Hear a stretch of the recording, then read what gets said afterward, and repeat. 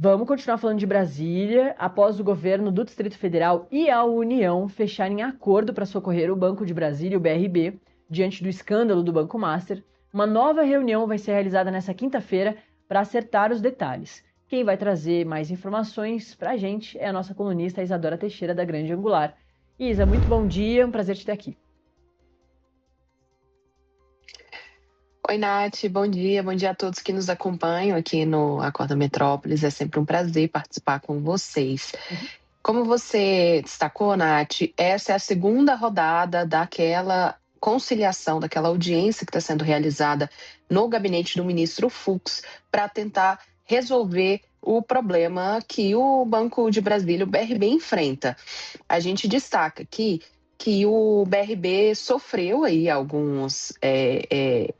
BRB sofreu prejuízo após comprar aquelas carteiras de crédito falsas do Banco Master, passou por uma crise de liquidez, segundo a governadora isso já foi resolvido, e também enfrenta esse problema de capital, que é o que tenta resolver aí com esse auxílio do Supremo. Eu acho que é importante a gente recapitular aí por que isso foi parar no Supremo Tribunal Federal. O governo do Distrito Federal, que é o controlador do Banco de Brasília, ele entrou com uma ação no Supremo pedindo a determinação para que a União, o Tesouro Federal, dê o aval para aquele empréstimo de 6 bilhões e 600 milhões, de até 6 bilhões e 600 milhões, solicitado ao Fundo Garantidor de Crédito. A expectativa, segundo esse acordo, que já está bastante avançado, né? Foi fechado ali e hoje deve ser, de fato, homologado pelo ministro, o GDF vai pegar esse empréstimo com o Fundo Garantidor de Crédito, terá a fiança de um sindicato de bancos e contragarantias apresentadas pelo próprio governo do Distrito Federal, que são as cotas do Fundo de Participação dos Municípios e Fundo de Participação dos Estados, sem necessariamente haver esse aval da União. O Banco de Brasília tinha previsto aí até amanhã, sexta-feira, dia 29 de maio, fazer esse aumento de capital, mas a gente sabe que esses trâmites para a liberação do dinheiro, para aprovação do empréstimo, deve levar um pouco mais de tempo. Ô Isa, essa história ainda vai muito longe, né? Mas, claro, o BRB e o GDF respiraram um pouco mais tranquilos, né? Aliviados durante essa semana. Assim como você bem pontuou, o GDF é o maior fiador do BRB, e a gente vive essa crise sem precedentes por causa ali da relação do Paulo Henrique Costa com o Daniel Vorcaro, os dois que não delataram, não fizeram delação premiada ainda, mas vivem uma disputa ali, uma corrida contra o tempo para ver quem é que vai delatar primeiro, né? Exatamente, Nath. Você tem duas frentes, que é a investigação, de fato, dos possíveis crimes que ocorreram nesse caso. Isso tem sido realizado pela Polícia Federal na Operação Compliance Zero, né, que a gente já falou diversas vezes aqui sobre as fases. A cada nova fase se descobre um novo elemento aí importante para revelar como é que foram feitas aí essas compras, essas aquisições de carteiras do Master pelo BRB. E como você bem pontuou, o ex-presidente do BRB, o Paulo Henrique Costa, que esteve à frente do Banco de Brasília por um longo período aí de 7 anos, ele está preso, está na Papudinha hoje, que é o 19º Batalhão da Polícia Militar aqui de Brasília, né, conhecido como Papudinha, e negocia uma delação com a Polícia Federal e com a Procuradoria-Geral da República, assim como o Daniel Vorcaro. No caso de Vorcaro, que já estava negociando há mais tempo, a Polícia Federal já recusou essa delação e agora a PGR que analisa aí o que o banqueiro tem a dizer e se isso vale a pena, se isso vai acrescentar algo a mais daquilo, algo além daquilo que já foi descoberto, né?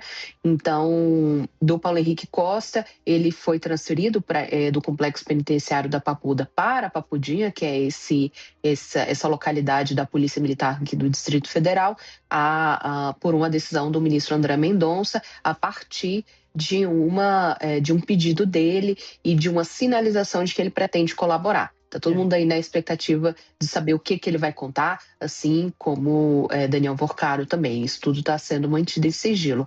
Em outra ponta, a gente tem o problema que ficou do BRB. E é o que está sendo discutido ali no Supremo Tribunal Federal, com a intermediação do ministro Luiz Fux, com a presença da governadora do Distrito Federal, Celina Leão, de representantes da Advocacia Geral da União, assim como do Banco Central e também do Ministério da Fazenda. Ontem, o ministro da Fazenda, o Duriga, deu uma entrevista para o Valor Econômico e citou um dado que até o momento não tinha vindo a público, que é o risco da quebra do Banco de Brasília, né? Uhum. Porque muito se falava, principalmente aqui no Distrito Federal, muito se falava sobre essa necessidade de salvar o BRB. E ontem o ministro ele revelou que uma eventual liquidação do Banco de Brasília geraria um prejuízo de 17 bilhões de reais,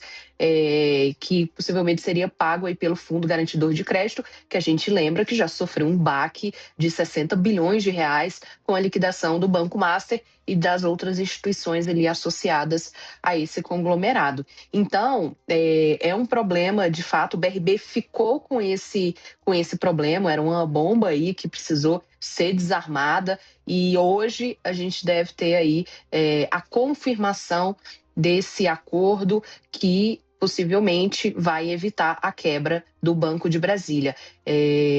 Lembrando, Nath, a reunião começa às 10 horas, daqui a pouco, lá no Supremo Tribunal Federal, com a presença da governadora do DF, Celina Leão, e de representantes aí da União e do Banco Central. Só que a gente deve esperar ainda um tempo, esse acordo sendo homologado pelo ministro, ainda deve se levar um tempo para que, de fato, o BRB seja fortalecido com esse aporte de recursos que será feito pelo acionista controlador, que é o GDF, né? É um trâmite que é demorado, não é tão simples, ainda mais considerando que deve envolver outros bancos, além do FGC, e também essas contragarantias do próprio GDF, que são as cotas. Aqui, o Distrito Federal tem direito nesses fundos, o Fundo de Participação de Municípios e Fundo de Participação dos Estados. Então, é uma operação complexa, mas é uma operação muitíssimo importante e que deve, de fato, salvar o BRB. É isso, né, Isa? São bombas que ficaram aí, caíram no colo do novo presidente do BRB e também da governadora, que era vice do Ibanez Rocha. Ele sai do governo e deixa para ela esse rojão, né, que cai aí nas mãos da Celina Leão, a Isadora que vem conversando com esses dois lados, né? Inclusive, Isa, para a gente se despedir aqui, nessas negociações todas, o próprio BRB não participa dessas negociações. O BRB meio que fica esperando ali o que vão resolver para tentar melhorar essa situação toda, né? O BRB tem ali uns créditos que consegue vender para tentar melhorar a situação, mas também já tem esse entendimento de que precisa de uma coisa muito maior e muito urgente para conseguir melhorar esse rombo todo, né? O Banco de Brasília, ele participa dessas negociações porque ele precisa apresentar os elementos necessários ali para que esse acordo para que esse acordo saia do papel de fato, né? Mas, como você citou, Nath, na verdade, o Banco de Brasília, ele tomou outras medidas para tentar resolver, para tapar outros buracos ali que ficaram no banco. O BRB, por exemplo, fez uma operação com a Quadra Capital, que é uma gestora de São Paulo, para poder vender os ativos que são considerados saudáveis, que ficaram com o BRB, mas que eram oriundos do Banco Master. Nesse caso, essa operação prevê um repasse de até 4 bilhões para o Banco de Brasília. E o BRB já teria recebido pelo menos 1 bilhão de reais dessa operação. Paralelo a isso, o governo do Distrito Federal ele fez a securitização da dívida ativa do ente público. O que significa? Sabe, todas as vezes que as pessoas físicas e pessoas jurídicas, as empresas, né, elas deixam de pagar impostos, IPTU, IPVA e ICMS, tudo isso vai para a dívida ativa. O GDF tem uma dívida ativa de um montante total de 52 bilhões de reais. Ou seja, é tudo aquilo que as pessoas deixaram de pagar para o ente público.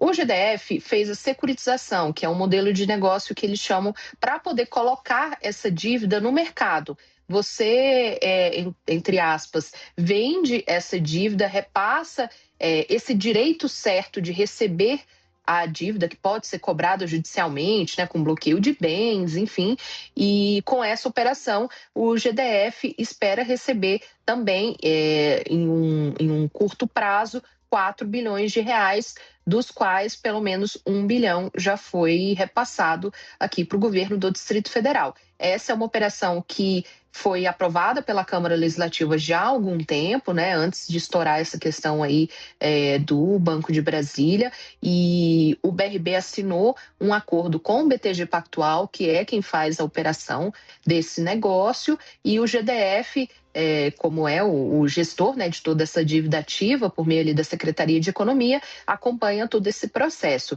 Então, são diversas frentes com o mesmo objetivo, que é de tapar os buracos do Banco de Brasília e evitar a quebra do BRB, que, como o ministro da Fazenda bem pontuou, geraria um baque aí de 17 bilhões de reais para todo o sistema financeiro, que é um valor altíssimo. Então, houve todo esse esforço para impedir que o BRB tivesse aí o mesmo fim que o Banco Master, que foi a liquidação.